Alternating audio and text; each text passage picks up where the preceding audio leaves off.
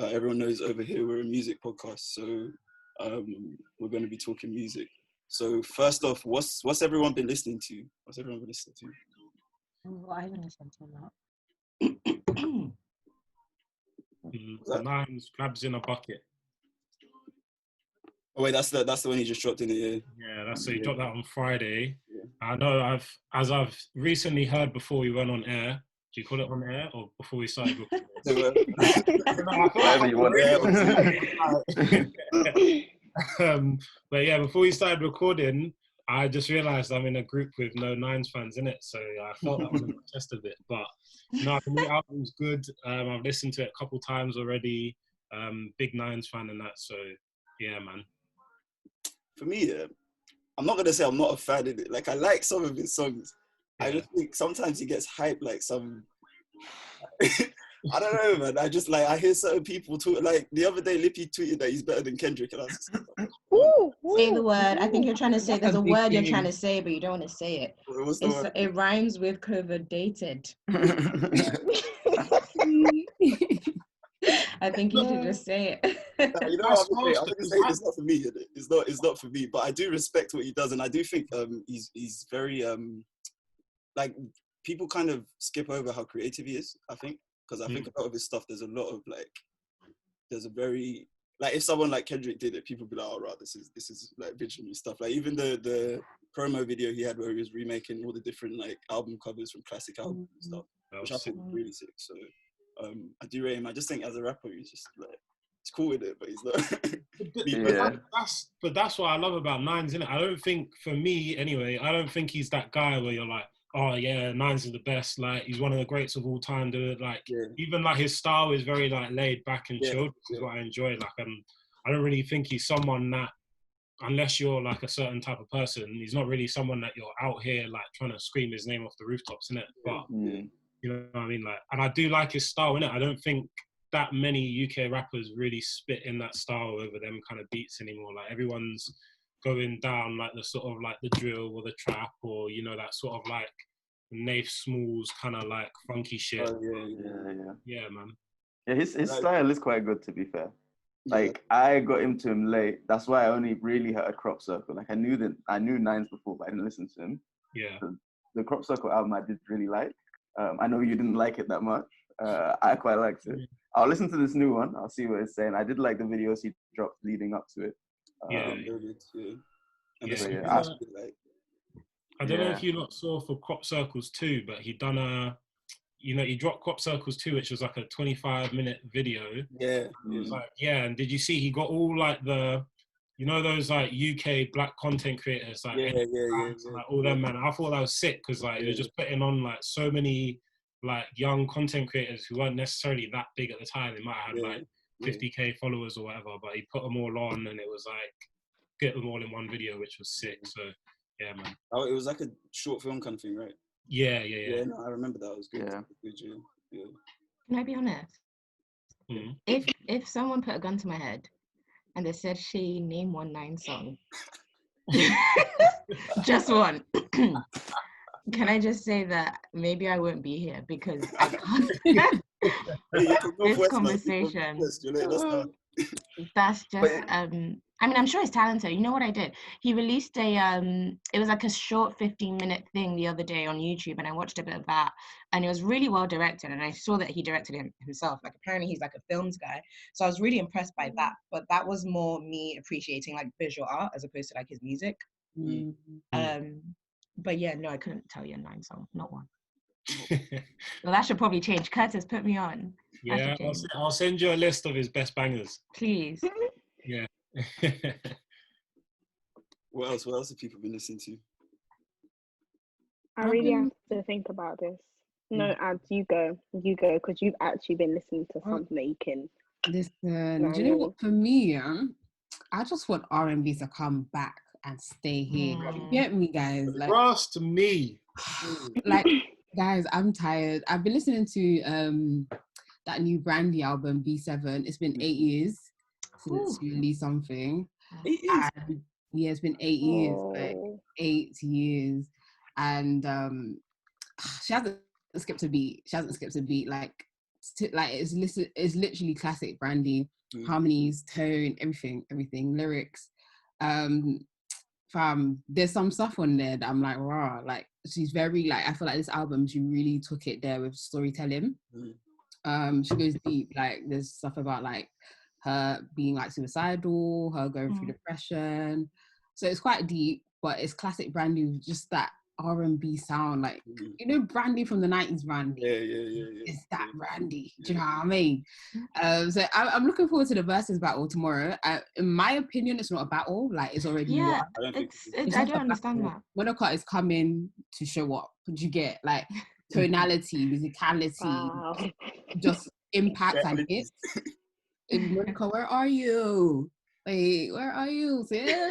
Does someone explain the beef that they had from before? Because I don't really know about it. Do you know? Yeah, same.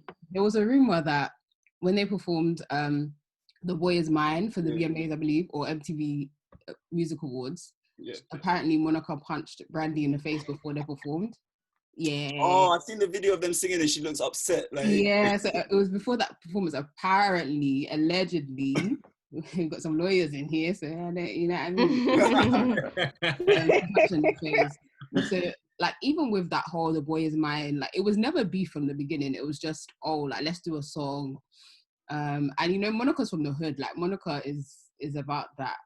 She's just said, and I think there was rumors that she saw Brandy as like, you know, preppy and just, you know, all of that. So it's just. So she banged on her face. No, it's just, you know, like there must be more to the story.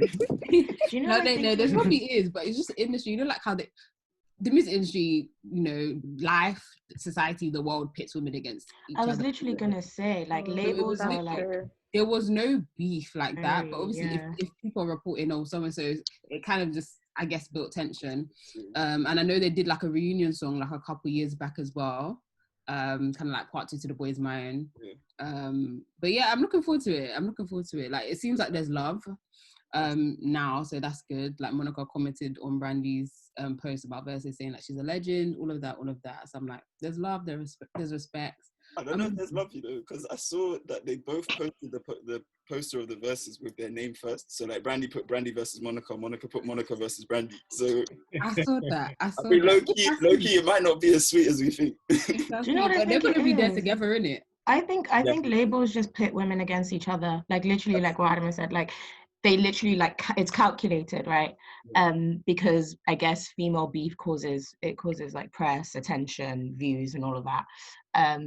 But also, not to be rude, but I feel like I know Monica is talented, don't get me wrong, but I know Monica because of Brandy. You know what I mean? Like, see, that's not, again, I know Keanna looks hurt, but, you know, that's not to take away from her. But the first time I heard of Monica was when she was on a song with Brandy. And I'm not going to lie to you, for me as a consumer, that has been her brand. The girl that beats Brandy. That's just been her brand. Me, I'm hurt for Monica. No, it's just, I'm just speaking just as a consumer. This is just, oh, Keanna, I'm listening. You know what? So actually, I love you. I like this, but I'm not even Monica. But if I was on Monica's team right now, I'll be shaking. The whole of the 90s, I'll be shaking. Did I do it right? No. Anyway. We know that now, innit? She was like 13. What did you say? I didn't even know that. When she was 13. Yeah, her first album was when she was 13. One of the songs I really love of that is Just One of Them Days. Like, she was literally a teenager, like she was a kid. So Monica's been around even before Brandy, to be fair. You know what it is? I'm just gonna be typing all these songs you guys are putting into the chat, so then I can then album, I can't lie. Like, that album for a 13-year-old, can't lie to you guys. Can't 13. Lie. Yeah, she was 13. What can a 13-year-old really be talking about that? Listen, I don't know if I want to hear it from a 13-year-old. No, Andy, I lived life when I was 13. You say? I've lived life when I was 13. I have stories to tell, deep. I can get you in your feels. Do you know what was happening when I was 13? Listen. My life was even more interesting at 13 than it is now as a big woman. You know what drama was going down in year 8? Just turned teenager. Facts. Year 8 was that, yeah. Yeah, year 8 was definitely the best year at school, innit? I don't really remember year 8. I can't lie. I just 1 year older than us. my memory starts in year 10. I think that's where I remember from. Year 8, I think I was a boring child, man. Football and stuff, but yeah. Wait, anything else people have been listening to? There's a few others that dropped recently as well. I mean, there was the Burna Boy album. We started with that. Burna dropped. That's probably the only thing I've really listened to, or I've really listened to that's dropped this month, like albums-wise. I wasn't really that big a fan, to be honest, compared to his proper underwhelming, in my opinion. Yeah. Do you know what? A lot of people back home think that like this was him. So you know when you've reached like a level of like legend status, that you're not even doing it for the money, you're not doing it for the attention, you're just doing it to like leave a legacy and to just show I can do but I could also do this, you know, that sort of thing. But people really think that it was just him trying to get a Grammy, because I think your average Nigerian will listen to the song and not be able to relate. Like even a lot of the artists on there. Like, I'm just saying for back home, people don't really know Coldplay like that, you know, like, so it's just, it just seemed like it was him trying to appeal to an international crowd, which he's allowed to do. I honestly don't think that's an issue. I don't see there's anything wrong with that. But yeah, it was very different. Yeah. Very, very I mean, different. to be honest, he's always been an artist that sort of switched up his styles from like project to project. Because even, what's the one before African Giant? Is it Outside? Outside, yeah. Even Outside doesn't sound like African Giant. So to kind of expect, I think maybe I placed too much expectation thinking he's going to give African Giant Part 2. But the thing is, it's like, he gave us Anybody, he gave us Wetting Mango Do, he gave us like so many songs. Yeah. I'm like, bro, can you just give us a little bit of something like that? Like, because, I mean, I don't know, like, even on this album, I was saying, like, you know that song Wonderful? That song sounds to me like, you know when like Prince Charles and them man go to Ghana or Nigeria or something, oh no, and they step off the plane and they got people performing. Andy, stop. That's what it sounds like to me. I'm trying to... Andy, stop. Take it back. Maybe I'm being harsh, but to be honest, I'm listening to it and I'm thinking, this is what I hear on BBC News when Prince Charles gets to Ghana, Nigeria or whatever. I mean... Bruh. That's deep. But you know what I think it is though? I think it's also kind of unfair. Like we as listeners were really, obviously because they're artists, but we're really hard to please. I feel like a lot of the time we ask for versatility, and then when we get it, we're like, no, we'll go back to the old sound. We don't like this. This isn't what we asked for. And I feel that's very sort of prevalent in Burna Boy and his projects. Like Burna Boy's stupidly versatile. Like, let me send you guys a song. He's got a song with Fall Out Boy called Sunshine Riptide, and it's a rock beat, and he killed it. Like, I don't know how he did it, but he did.